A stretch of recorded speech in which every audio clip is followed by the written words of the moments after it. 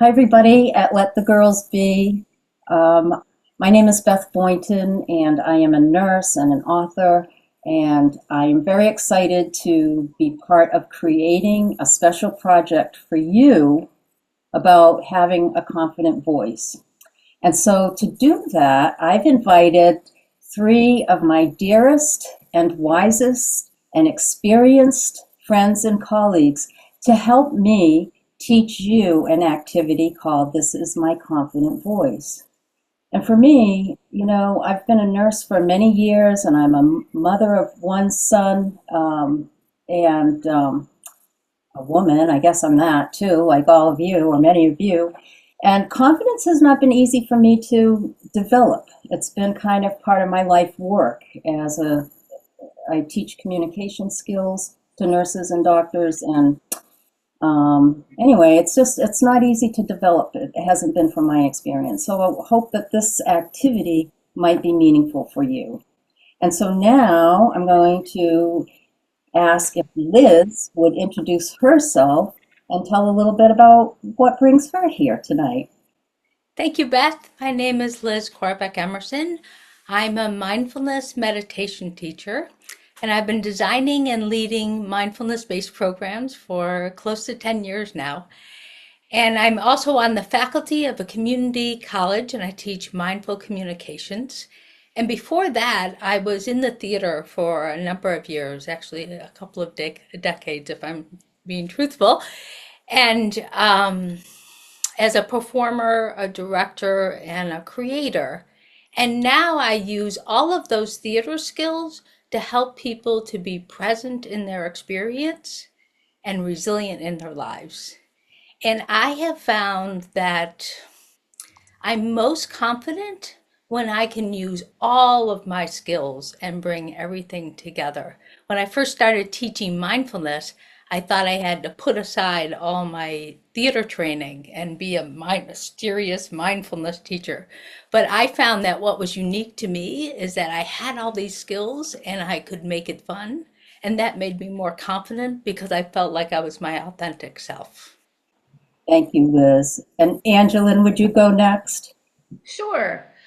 My name is Angelynne Hinson. I live in New Hampshire and I live on near the water, which I love. Um, I am a professional singer, so voice is very, very important to me.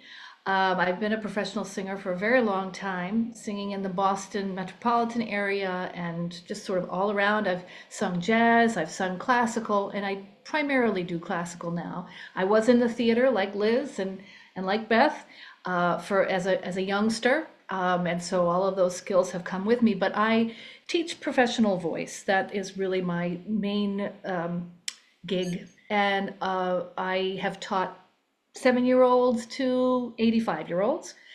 Now I work with Parkinson's patients, people who have degenerative neuro problems.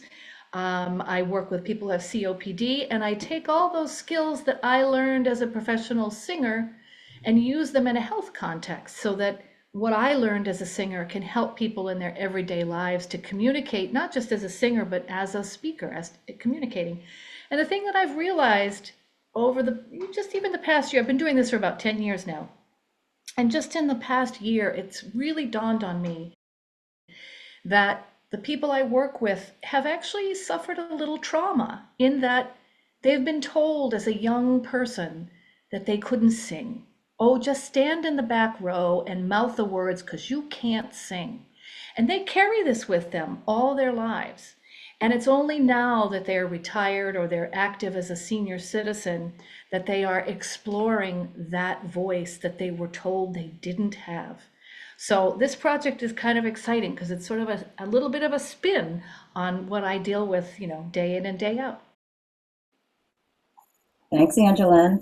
Susan, tell us about you a little bit. Hi, I'm Susan Poulin, and I'm a writer and a performer. So I write plays and a blog, and I've written books. And I also work with a company. I've worked for them for about 13 years, where we travel around the United States and we help people have difficult conversations using theater tools. So I'm an actor improviser for that. When I think about confident voice, I think about this time in my life when I first started to write my first show. And there was this little voice inside me that said that who am I to step on stage and to tell my story, talk about myself? Is it worthy of that? And I just did it anyway. I just kind of faked it and did it anyway. And I realized that we all have important stories to tell that only we can tell. And so before I go on stage, I do get nervous. And some things that help me to be in my confident voice is to feel my feet on the ground and to take a moment to feel my breath. And the thing that I visualize is there's a tree in my yard, this big grandmother tree. And it's a very old tree. And I picture myself as that tree and the roots of the tree going into the ground and keeping my feet there. And then I feel like and then I picture the top of my head just opening up to inspiration, like there's a clear little thread that goes up. And then I'm both centered on the ground, feeling my feet, and also open to letting my confident voice out into the world. Thanks. Wonderful. So, what a wonderful group of women to share this confident voice experience with. Thank you, guys.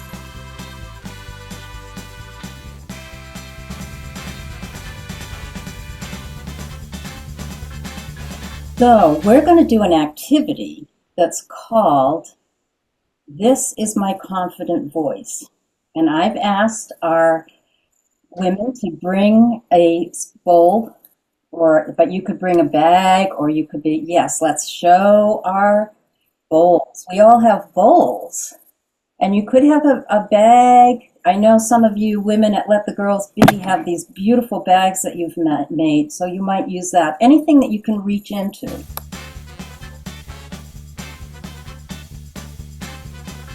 And so we're going to do an activity called This is Your Confident Voice, where your special bag or bowl has all the voices from all over the world. And there are some really strange ones, and there are also some very confident ones. And your confident voice and my confident voice is in our bowls. And so the way the activity works is I'm going to reach in to the bowl, and I'm going to pull out a voice and see if I found my confident voice. And if I haven't, well, I'll throw it away and reach in again and see if I find my confident voice the second time. And if that doesn't work, I'll get one more try to see if I can find my confident voice. And we'll see what happens. And each of us will take a turn and just notice anything that you want about our physical presence and the tone of our voice and what happens as we go in search of our confident voice. Is everybody ready? Does anybody have any questions? Okay, I'm going to go first. So I'm going to go into my bowl.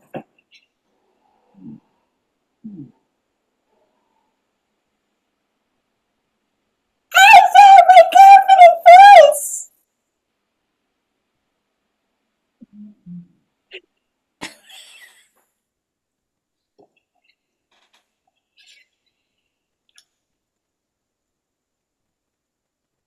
I found my confident voice.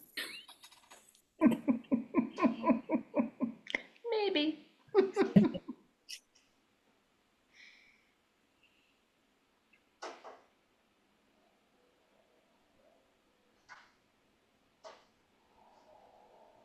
I found my confident voice.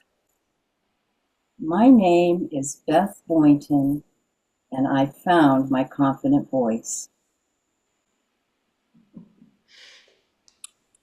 All right, thank you. Liz, would you like to go next? We'll go in the same order.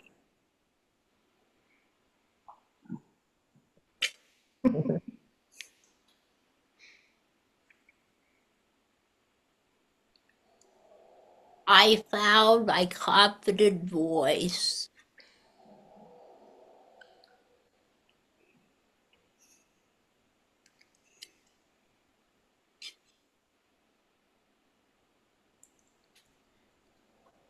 I found my confident voice.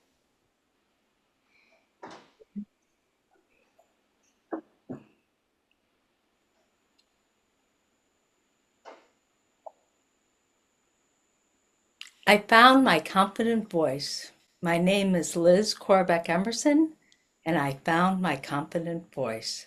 Thank you.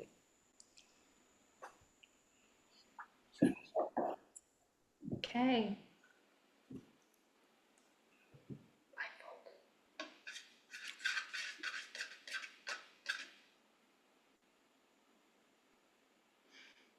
I found my confident voice.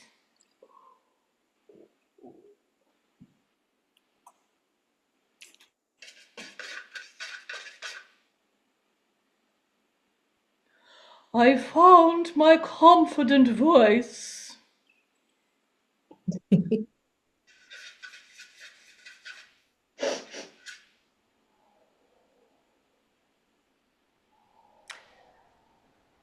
I found my confident voice.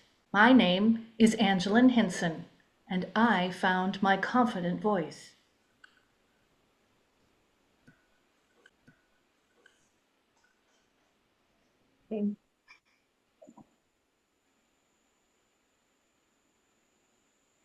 Oh, I don't know. I don't know if this is really like my confident voice, but I think, maybe it might be.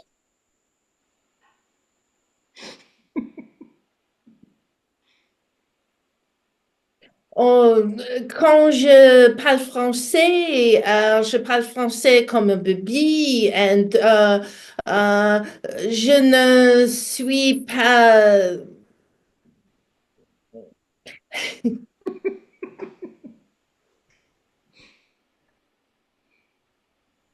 I found my confident voice.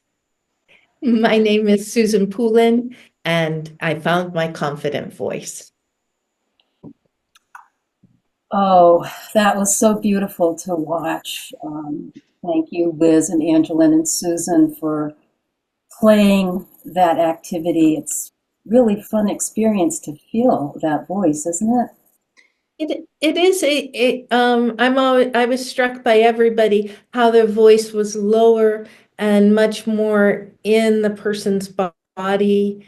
I could hear the groundedness, and also there was a thing where it felt like everybody turned on their light inside. They made eye contact, and there was a kind of a light switch that went on that brought the confidence. I was just going to say too that I was just really struck listening to everybody because it's not just the light, Susan, but I also, and this, I know I tend to be fairly sensitive about this. There was a settling, but not just a settling, but a genuineness to the sound, right? It was just really genuine. Hey, folks, this is me. Take it and take it. Yeah, there's this wonderful authenticity that happens when I really felt like everyone settled into themselves. Like instead of kind of reaching out, it was kind of a settling, like the groundedness that you're talking about, Susan. Yeah, and with that settling, there's a sense, because you're firmly planted, that all the other ones, it was like we were chasing, leaning forward, trying to get people to like us. But when we sat back, it was that take it or take it, right? It was that moment that was, I am here and I'm not, it was almost, we were pushing people away by our neediness to be, in those first few voices. But then when we settled back, I wanted to come forward and meet you where you were. I also wanted to say something about, I'm not somebody who likes to play. I'm not that I'm a serious person, but I'm always a little skeptical about playing because I think, well, what am I really going to learn from that, right? But I have to say, when Liz did her, obviously Beth, but when it made an impression, and then by the time Liz did it, I was really moved by it. I really felt emotionally touched by it because there's this idea of going to the extremes, right? You'd pick some crazy voice and that crazy voice, and then you can't help but sort of settle into the real thing. So it's within that playing around, and I that you find it. So I appreciate it, Beth, for pushing me into areas where it's not always my total comfort zone. Well, here's a little secret for us here and Let the Girls Be. I was intentional about putting you in between Liz and Susan because I know Liz and Susan would both be comfortable in their careers a little bit more so than you, and hopefully that helped you to be playful, and you were. Because, that's one of the things about activities like this is people resist doing it because they seem like they're silly. But I bet that we'll all remember this experience. And in the course of remembering the experience, we're also connecting with our physical, our body sense of our confident voice as well as what it sounds like. So it's not a small thing. Yeah. Any other thoughts, Liz? Just picking up on what Angelynne was talking about, I think, it is hard to play on your own. But I think when we sort of let ourselves play, especially in groups like this, it gives permission to other people to be themselves. And I really love that sense of like, the more confident and playful I can be, the more I give permission to other people to be confident and playful. And I think that's a real wonderful thing about doing this kind of activity together. You're here. It's pretty awesome. So we can't wait to hear and see a video of some of the young women and girls at Let the Girl Be to see what their confident voice looks like and sounds like.